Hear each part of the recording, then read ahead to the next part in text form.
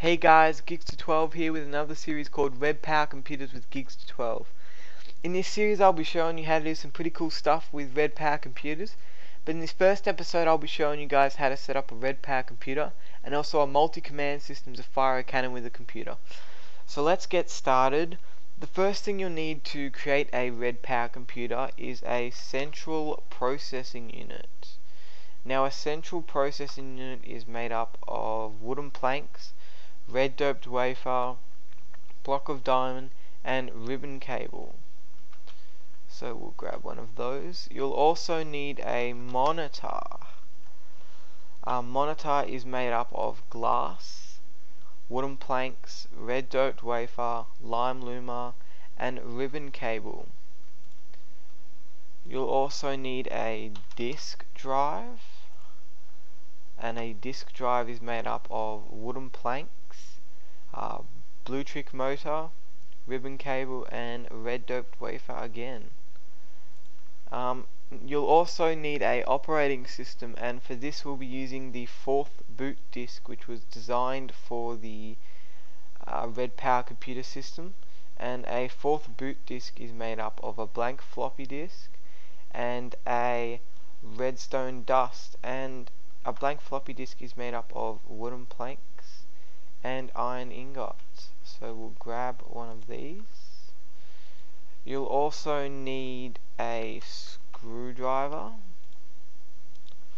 and some cables to connect your computers together. So we'll grab a bundled cable, we'll grab a ribbon cable, and we'll also grab a white insulated cable. We'll also need a I/O expander, which is one of these things here, and we'll grab one of those too. Basically I/O expanders just send signal from the computer to your redstone dust. So anyway, let's get started. You can create a Redpower computer by placing your central processing unit in the center, your monitor on the side, and your disk drive on the other side. Now if they're all touching each other, then they will all be connected. So if I was to start this, or reset, sorry, and insert our blank floppy and start this, and it should say Mine OS version 1.0 initialized. Now that means your computer is on. You can type and stuff like that. Also, if we were to eject our disk, you can put your monitor here, or however many blocks away, your disk drive here, and you can connect them using ribbon cables. And again, insert our 4th boot disk and start the computer, and Mine OS version 1.0 initialized, and again it is usable. So as long as you have either the computers next to each other or a ribbon cable connecting them, they should all work. Now the next thing that you will need to look at is the bus IDs for the monitors and the disk drives. Basically you can have different monitors and different disk drives running to one central processing unit, or CPU. So you can have different versions or different types of floppy disks that you've designed, or different operating systems that you've designed, and you can all hook them up and choose which floppy disk drive you want to connect to, or which monitor you want to connect to. So say if you had a project running over there and you had a monitor over there, you had another project running over here and you had a monitor over there, and you wanted to use this monitor, you can come over here and tell it to select that monitor over there. And basically you do that by having a screwdriver in your hand, holding shift and right clicking on your monitor, and it'll open up your bus ID. Basically this works as a binary system. So 1 or 0, so 1, and then 1 plus 2 is 3, 1 plus 2 is 3 is 7, and so on. So you can add up all sorts of numbers to get different sorts of numbers that you can set to what you want in here. So then that's how you change it. You do the same for your disk drive. So you right click and you the default is set as 2, and you can change it to 6, you can change it to 3, and so on. And making sure that if you wanted to use your other disk drive, you come in here and you change it to 3, or you change it to 6, and so on. Now next we'll be looking at the I/O expander. Now this sends out a redstone signal to your redstone dust or whatever you're wanting to send a signal to. And you connect this basically with your ribbon cable, and it should connect right to the back. And then on the other end you use your bundled cable and then a white insulated cable, and we'll just need to grab some redstone, so we'll grab that now. And I reckon we should grab a redstone repeater, so we'll get rid of this stuff here. We'll grab a redstone repeater, so we'll place some redstone dust and a repeater, and we'll set them on a delay, just so it's just so we can see that it's working.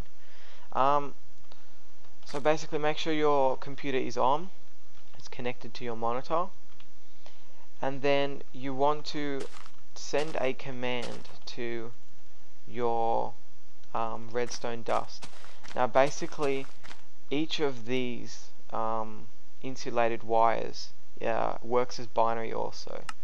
So basically, white is 1, orange is 2, magenta is 4, light blue is 8, 16, and so on. And that basically works for if you were wanting to send a signal out for number 1, then if you had 2, or I think it is orange, then no signal will come out because you need to put 2 for the signal to go out of the number 2 insulated cable. So since we have number 1, we will type in 1 IOX to send to the IOX command, and exclamation mark to execute a command, and we hit enter, and we should see a signal go through, and our red light should be on our I/O expander to say that there is a signal going through to the I/O expander. Now to turn this off, you type 0 IOX exclamation mark, and it should turn off.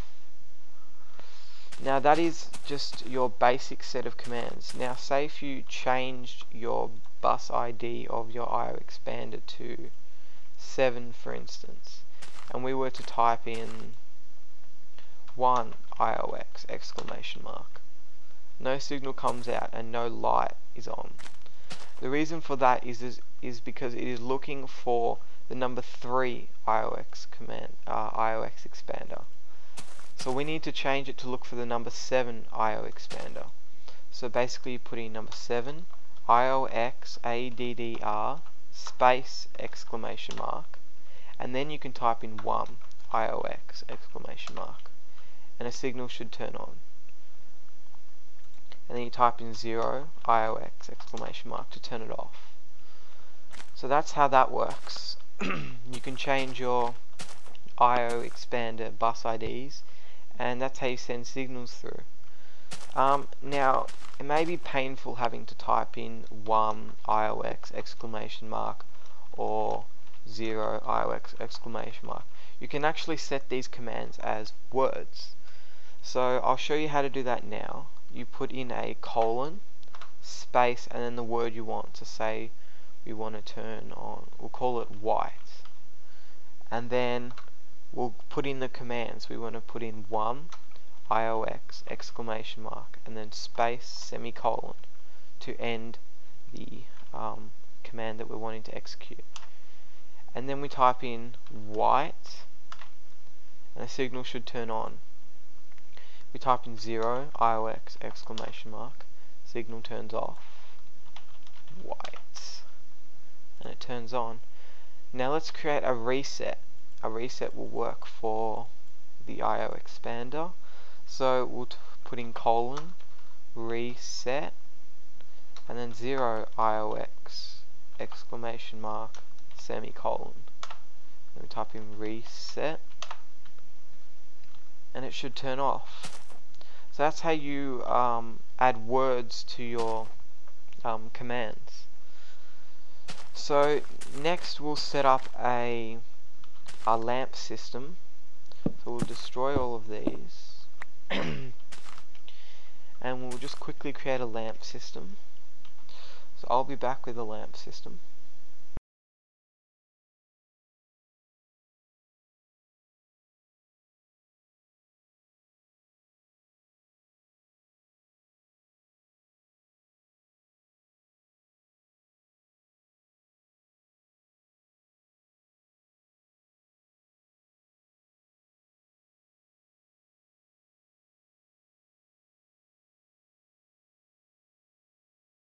Alright guys, so now I'm back with my lamp system, and basically this works by connecting your bundled cable to your different colored insulated wires, and then those different colored insulated wires need to be connected to the same colored lamp. So as you can see, this is all set up, and I'm going to show you exactly how the binary system works on this. So if I was to go in here and type 1 IOX exclamation mark, the white one should turn on, which is 1. If I was to type 2, the orange one should turn on, 2 IOX exclamation mark. Now if I was to type 3, 1 plus 2 is 3, so white and orange should turn on, 3 IOX exclamation mark. Now both of them have turned on, so that's how your binary system works. If I was to type 4, then magenta should turn on by itself, and so on. So that's how you add up your numbers. If I was to type in 100, then that's what 100 would look like in binary. So this is your lamp system, which is hooked up. Now it works pretty much the same as it did before. We had our I/O expander connected. I didn't change the bus ID. I'll just grab a screwdriver. So the bus ID is still set as 7, and it is connected, as I said, by bundled cables to the lamps, and it's just showing you how the binary system works. So now that you understand some of these basic commands, we'll move across to this cannon system, in which I'll show you how to fire a cannon with one word using the computer, and this one word will involve multiple commands. So let's move over to this cannon. Alright guys, so this is what you'll need to create your multi-firing or multi-system, multi-command cannon system. You'll need some bundled cable, a sonic screwdriver, monitor, central processing unit, your disk drive, 4th boot disk, I/O expander, ribbon cable, and white insulated wire. So let's start by placing our monitor here, CPU here, and disk drive here.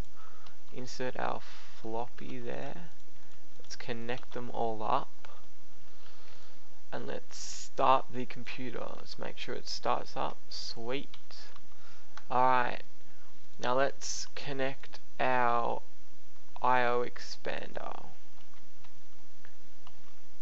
Now first off, we'll need 2 I/O expanders, so one will go here and one will go there. So we'll place one there,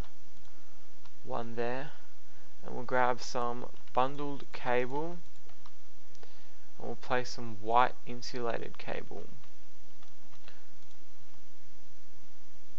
Bundled. Okay, so now that we've got this all hooked up, we're going to need to change the bus IDs for these, because both of these are set as 3. So we'll keep the left side as 3, and we'll make this side 5. Next we will need to create our multi-firing system. So basically what we are wanting to do is first send a signal through the number 3 I/O expander out to the deploying system of the cannon. So I have some deployers here filled with one stack of TNT each, and they will deploy cannon TNT into there. Then a delay system, then we'll set a delay system. Then next the signal will go through the number 5 I/O expander, will come down through here and will fire, or will ignite each of the TNT. Delay will come across here and will set the charge to basically fire the last block straight out into the air. So let's see this hopefully works. So first we'll need to activate our countdown system. So if I was to type countdown, it says unknown token. So to activate our countdown system, we do a colon countdown, and then we go type 0 swap, making sure this is in capitals. What's in capitals is in capitals, and what's not is not in capitals. And then we type in do CRI space dot space -1 space plus loop space semicolon, and it should just be sitting there just blinking for a few seconds, and then your countdown should be activated. So if I was to type 10 countdown, it does a countdown from 10. So next we're going to set the first signal to deploy. So this one I'm pretty sure is set as bus ID 3. So let's go back here and go and start our multi-command system. So we're going to call this first command fire. So we'll type in colon fire and hit enter.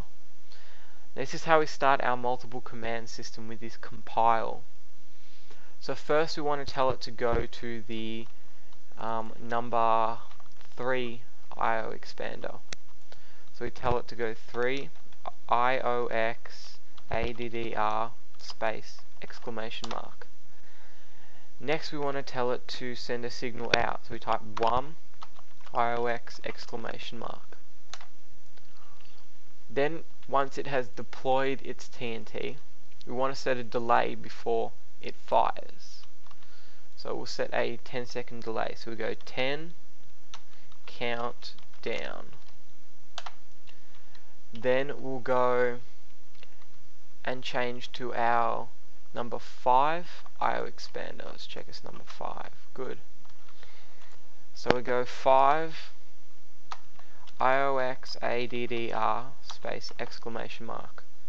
We'll tell it to change to that I/O expander. Then we'll tell it to send a signal out. So 1 IOX exclamation mark. And then we want to set a, let's say 20 count down. And then we want to tell it to do a reset of the whole thing. So we want to tell it to turn off all of its signals.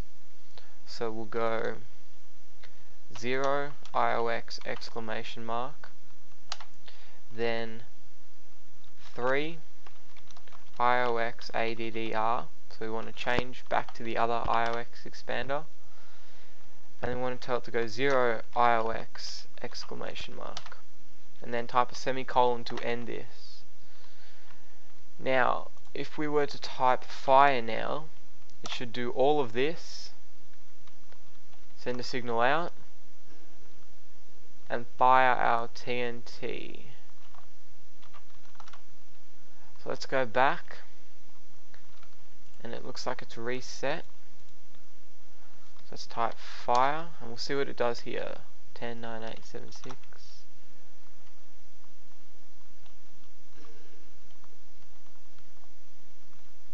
Doesn't look like anything's deploying. So I'll be back, guys, once I figure out what's wrong with the deployers. Alright guys, so I'm back and I've worked out exactly what happened. Basically I just had to move this repeater up 1 because there wasn't enough signal heading up to the last deployer here to deploy the actual charge to fire out. So as you can see, I've got it to work. So I'll show you guys exactly it works. So we'll type in fire and it will start its countdown. It will fire nicely, and as you can see, it is all reset and all ready for your next command or fire. So we'll watch it on the screen here, and as it says, it starts counting down 10, and then it deploys its signal and it's doing its cannon reset. So as you can see, that 20-second countdown is just perfect timing because it fires exactly when it hits 0. So that's basically it on the first tutorial of Redpower Computers with Gigsta12. I don't know what I'll do next. I'll probably discover some new commands, delve more into forth programming, and I'll come back with another awesome tutorial on something cool you can do with Redpower Computers. So thanks very much, and make sure you like, subscribe and comment to this video. Thanks.